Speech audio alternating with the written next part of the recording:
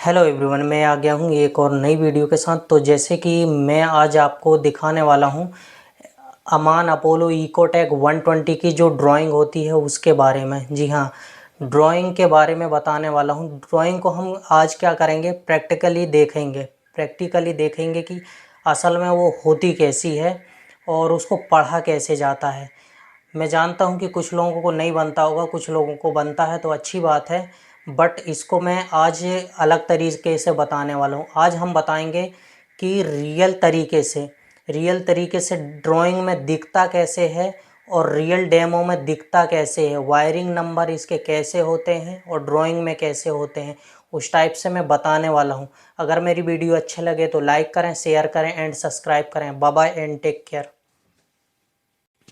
जैसे कि हम आ गए हैं अभी ड्राइंग पे और आप देखिए ड्राइंग को बड़े ध्यान से। तो जैसे कि आप देख पा रहे होंगे यहाँ पर जो डायग्राम को दर्शाया गया है गोल गोल, यहाँ पर main power 3 face plus neutral 50 हर्ज। 50 हर्ज क्या है, फ्रिक्वेंसी है। ये 415 वोल्टेज एसी यहाँ से जनरेट हो रहा है। यहाँ पर हमने डीजी लगाई है जो यहाँ पर ये दर्शाता है कि ये डीजी से करंट यहाँ से बन के चल रहा है। आर वाई और बी और न्यूट्रल यहाँ से बन के चल रहा है, ठीक है। और यहाँ का पीई का मतलब होता है कि जो न्यूट्रल है, जो जमीन ग्राउंड के जो न्यूट्रल है उसको हमको देना पड़ता है, जो शॉर्ट सर्किट से प्रोटेक्शन देता है। ये जो यहाँ पर दिखाई दे रहा होगा आपको। और ये एक्स ओ का मतलब है, एक्स ओ का मतलब होता है कि कंट्रोल पैनल के अंदर एक सर्किट डायग्राम में दिखाया हुआ कि एक्स ओ पैनल में एक्स ओ के पास ये यहाँ पर मेन कंट्रोल पावर गया हुआ है।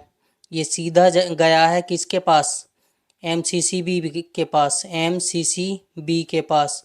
इसकी कैपेसिटी कितनी है, 630 एम्पियर, जो झेल सकता है कि 630 एम्पियर तक झेल सकता है ये। फिर उसके बाद इनकमिंग सप्लाई ये हो गई, आउटगोइंग ये हो गई। तो आउटगोइंग क्या बनाता है, बसवार जो हम अभी बताएंगे आपको कि बसवार किसको बोलते हैं। ये बसबार के अंदर क्या है, ये डायग्राम में दिखाया गया है CT1 CT2 और CT3। इस CT का काम क्या होता है, एक करंट ट्रांसफार्मर है। ये ज़्यादा करंट को कम कम मापने या लायक योग बना देता है। ये क्या है, मापने लायक योग बना देता है। ये जो कॉइल है यहाँ से दिख रही होगी, दूसरी सिरे से यहाँ पर आ गई, 1 नंबर से 3 नंबर में आ गई।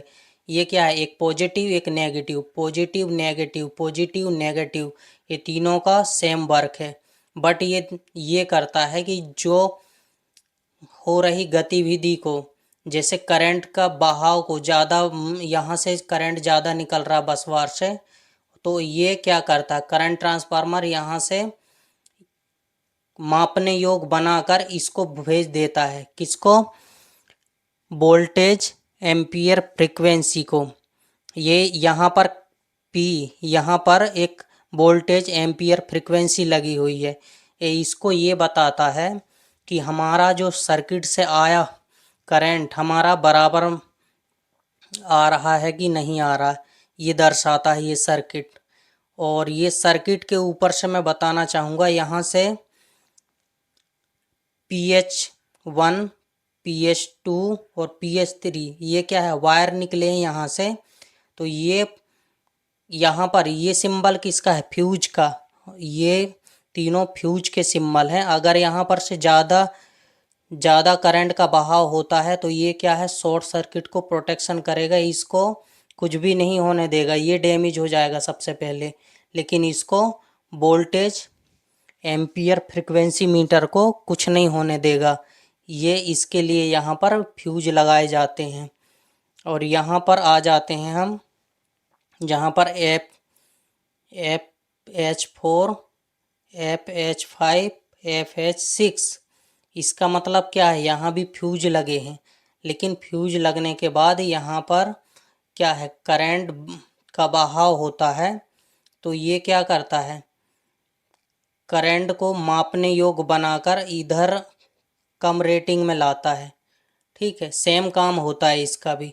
अगर यहाँ से ज़्यादा फ्लो होगा करंट तो ये क्या करेगा, खुद डैमेज हो जाएगा, लेकिन इसको कुछ नहीं होने देगा। ये क्या है, लैंप रेड, येलो और ब्लू, ये ऑपरेटर को ये दर्शाता है कि हमारी तीनों फेस बराबर आ रही हैं, कोई फेस में कोई दिक्कत नहीं है। और यहाँ पर न्यूट्रल में एक फेज लगा हुआ है, फ्यूज, जो हम इसको फ्यूज को निकाल देंगे तो न्यूट्रल मिलना हमको बंद हो जाता है। ठीक है, यहाँ तक आपको समझ में आ गया होगा। अब हम समझते हैं जे auxiliary power 3 phase 50 hertz 415 AC voltage.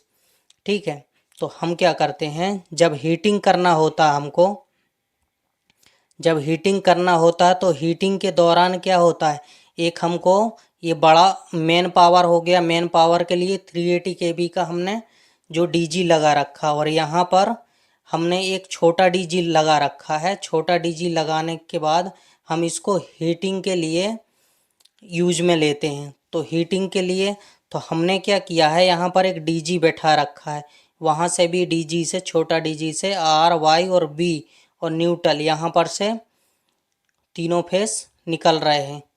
और ये एक्स ओ का मतलब है, ये दर्शाता है कि एक्स ओ एक जगह स्थिर, जैसे कंट्रोल पैनल बोल दिया तो एक कंट्रोल पैनल के अंदर एक जगह निर्धारित होती कि इस जगह पे ये जो डायग्राम में दिखाई दे रहा होगा उसी जगह ये मिलेगा। तो ये क्या है, ये 218 नंबर, 220 नंबर, 222 नंबर, 224 नंबर, ये वायर को दर्शाता है। और ये जो सिंबल है ये क्या दिखाता है, एमसीबी को दिखाता है, एमसीबी को कि F2 में एमसीबी लगी हुई है। ठीक है, और ये वायर कहाँ जा रहे हैं, ये जा रहे हैं, ये यहाँ पर S1 यहाँ पर दिखाई दे रहा होगा, S1 सिलेक्टर स्विच है। ठीक है, सेम ऐसे ही मेन पावर से आया एक, यहाँ पर भी F1 एमसीबी लगी हुई है और यहाँ पर भी एमसीबी लगी हुई है, ये सिलेक्टर स्विच है। जब हमको बड़ी डीजी से चलाना होता है तो हम सिलेक्टर स्विच से इसको 1 नंबर या 2 नंबर में कर सकते हैं। इसके लिए सिलेक्टर स्विच लगाई जाती है। तो मेन यहाँ से क्या होगा, मेन पावर से आएगा तो सिलेक्टर स्विच से यहाँ पर चेंज कर सकते हैं, डाइवर्ट कर सकते हैं करंट को। और छोटी डीजी चलाना है तो यहाँ से ये सिलेक्टर स्विच से डाइवर्ट कर सकते हैं। इसके लिए दो यहाँ पर डीजी, अलग अलग प्रकार की डीजी लगाई गई है। तो आइए हम समझते हैं। अब यहाँ तक तो हमने क्लियर कर लिया है। अब इसके बाद हम समझने वाले हैं कि हकीकत में ये दिखते कैसा है। हम यहाँ से इधर का भी छोड़ देंगे, वीडियो बहुत लंबा हो जाएगा, बट अभी यहाँ से अभी कर सकते हैं कंटिन्यू। जैसे कि आप देख पा रहे होंगे, अभी हमने देखा था कि ड्राइंग में, अब हम हकीकत में देखेंगे पैनल में सीटी का काम क्या होता है और सीटी किस टाइप से दिखती हैं हकीकत में। तो आप देख पा रहे होंगे ये है सीटी, इसे हम पूरा नाम से बोलें तो इसको करंट ट्रांसफार्मर बोलते हैं। ये क्या है, ज़्यादा बहाव वाला जो करंट रहता है इसको मापने योग्य बनाकर और इसको आगे पहुंचाता है। एक एक एक फेस रहता है पॉजिटिव, एक रहता है नेगेटिव। हर तीनों में सेम प्रक्रिया होती है। बट ये क्या काम करता है, वोल्टेज एम्पियर फ्रीक्वेंसी मीटर को भेज देता है। किसके लिए, ये इसको दर्शाता है कि ये, तब तो पता चलेगा इसको मीटर को। यहाँ पर अभी आगे मैं बताऊंगा कि मीटर को भेज देता है आगे, ताकि हम वोल्टेज का, कितना वोल्टेज किस में आ रहा है पता कर सकें। सीटी का काम ये होता है। तो ये रही हकीकत में सीटी, इस टाइप से दिखती है।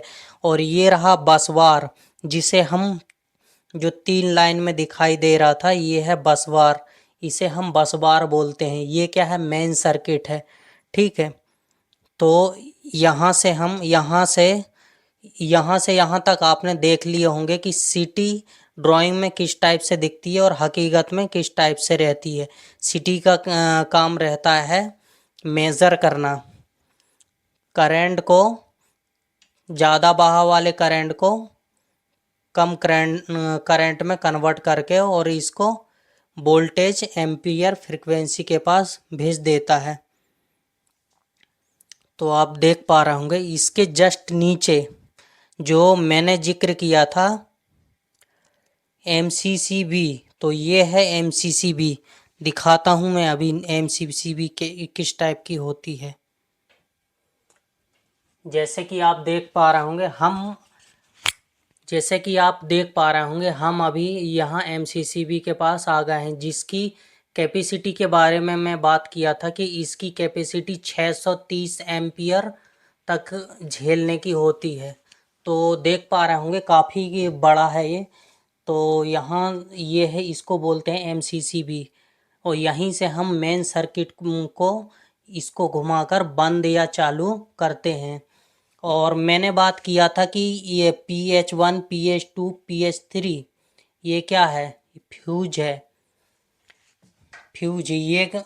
ये फ्यूज वहाँ पर गया है जहाँ पर ये वोल्टेज एम्पियर फ्रीक्वेंसी मीटर लगा हुआ है, पैरामीटर्स को दिखाता है, वोल्टेज एम्पियर फ्रीक्वेंसी को ये जाता है। और यहाँ पर देख पा रहे होंगे जैसे कि हमने ड्राइंग में बताए थे कि ये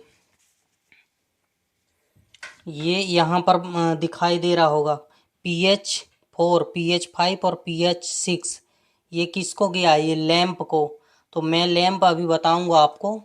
और यहाँ पर मैंने न्यूट्रल की बात किया था, तो आप यहाँ पर देख पा रहे होंगे यहाँ पर F31N को डिनोट किया गया है, ये न्यूट्रल को, ये न्यूट्रल है यहाँ पर से, ये बसवार है यहाँ, और बसवार से हमने एक बनाया। यहाँ से अगर हम इसको खोल देते हैं तो न्यूट्रल सर्किट यहाँ से कट हो जाएगी, यहाँ से निकल भी जाता है, ये इस टाइप से है। तो न्यूट्रल को अगर ब्रेक करना है तो हम इसको खोल सकते हैं। तो ये न्यूट्रल है, यहाँ पर देख पा रहे होंगे। और यहाँ पर देख पा रहे होंगे यहाँ पर जो हमने ड्राइंग में जिक्र किया था MCB का, तो MCB ये है F1 F2। हम आपको थोड़ा और जूम करके दिखाते हैं। जैसे कि आप देख पा रहे होंगे ये है मेन पावर, जो हमने ड्राइंग में जिक्र किया था मेन पावर और ऑक्सिलरी पावर का। तो मेन पावर में हमारा 21 नंबर 22 नंबर 23 नंबर और 15 नंबर क्या है, न्यूट्रल। यहाँ पर से जो वायर आई हुई है, ठीक है, यहाँ पर से इनकमिंग आई और यहाँ पर से आउटगोइंग गई, ठीक है, इस टाइप से है। तो यहाँ से देख पा रहे होंगे ये है मेन पावर की और ये ऑक्सिलरी पावर की। हमने F1 और F2 का जिक्र किया था ड्राइंग में, तो वो इस टाइप से हकीकत में दिखाई देती है। और ये जो वायर हैं, 8 वायर कहाँ गए हैं, सिलेक्टर स्विच को। सिलेक्टर स्विच का काम क्या होता है, अगर हमारा मेन पावर चालू रहे तो इसमें करंट नहीं जाएगा, ये करंट को चेंज कर देगा। अगर इसमें करंट आ रहा है तो सिलेक्टर स्विच को घुमाएंगे तो फिर ये वाले काम नहीं करेंगे। इस टाइप से सिलेक्टर स्विच का काम रहता है। तो आइए हम बताते हैं सिलेक्टर स्विच होता कैसा है। तो देख सकते हैं हमने S1 का जिक्र किया था। S1 जो दिखाई दे रहा होगा, जो ड्राइंग में दिखाई दे रहा था कि S1 ये है, इसको हम बोलते हैं सिलेक्टर स्विच। ये सिलेक्टर स्विच में ये सारे वायर आए हुए हैं। ये सिलेक्टर स्विच में हमारे मेन यहाँ से आया हुआ है, ठीक है, 48 नंबर 244 नंबर 233 नंबर और 25 नंबर ये सिलेक्टर स्विच में आया है, ठीक है।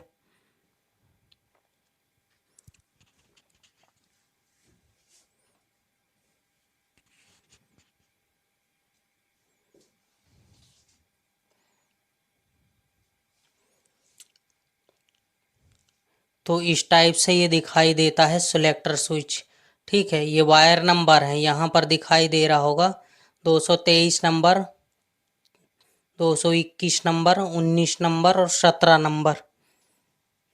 ये क्या है? वायर।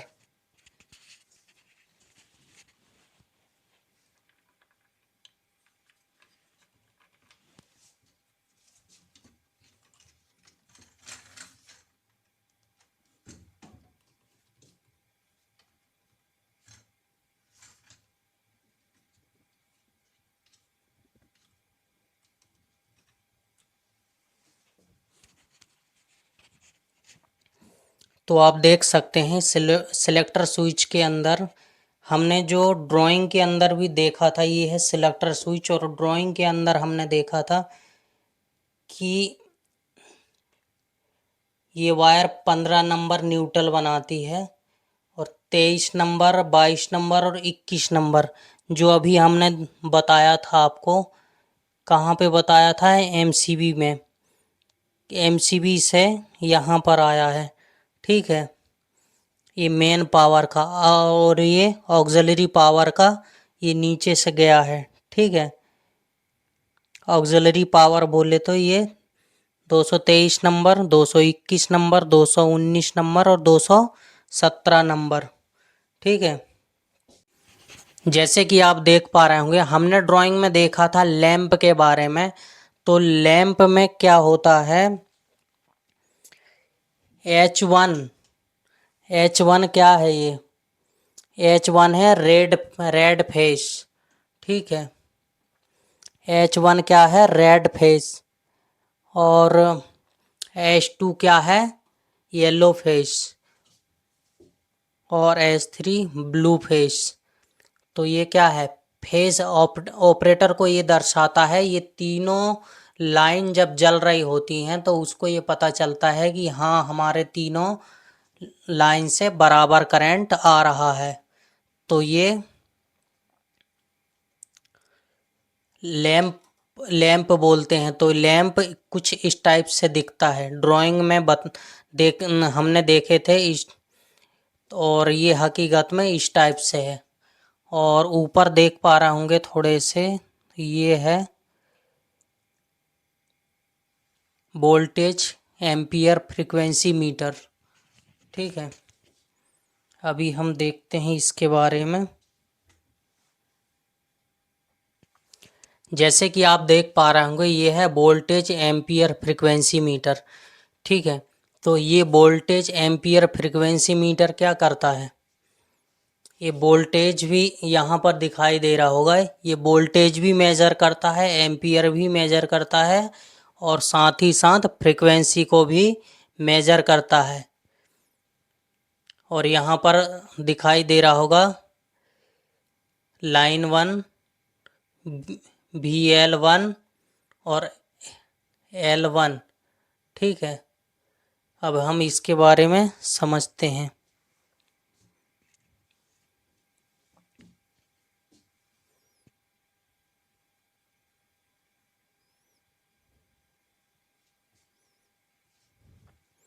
आप देख सकते हैं जो एक नंबर से हमने ड्राइंग में देखा था, ये एक नंबर टर्मिनल से 17 नंबर कहाँ से? ये सीटी कॉइल का केबल है। ये नंबरिंग क्या है? ये दर्शाता है कि अगर वहाँ 17 नंबर डला है तो 17 नंबर यहाँ पर भी, अगर वहाँ पर 212 नंबर है तो 212 नंबर ये है। ये ब्लैक ब्लैक जितने दिखाई दे रहा होंगे आपको, एक पॉजिटिव दूसरा नेगेटिव, एक पॉजिटिव दूसरा नेगेटिव, एक पॉजिटिव दूसरा नेगेटिव, ये तीनों कॉइल के ये क्या है? वायर हैं, ठीक है। और यहाँ पर 3 नंबर, 7 नंबर और 11 नंबर और 13 नंबर, ये क्या है?